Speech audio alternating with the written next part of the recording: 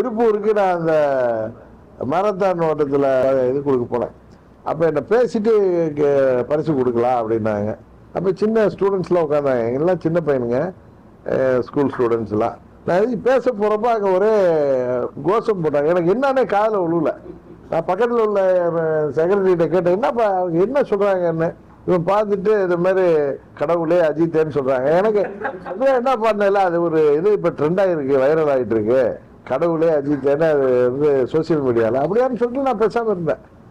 அதுக்குள்ளார விசாரிச்சப்பா நீங்கள் என்ன பேசுவார், நீங்கள் கொஞ்சம் அமைதியாக இருக்கணும்னு சொன்னாங்க. அவங்க அமைதியாகிட்டாங்க.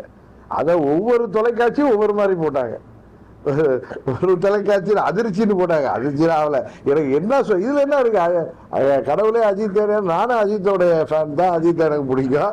அஜித் நான் பல முறை எங்கள் இதில் சோசியல் மீடியா எடுத்து நான் நிறைய பேருக்கு குழந்தைகளுக்கு பேர் வைக்கிறப்ப அஜித் குமார்னு பேர் வச்சிருக்கேன்.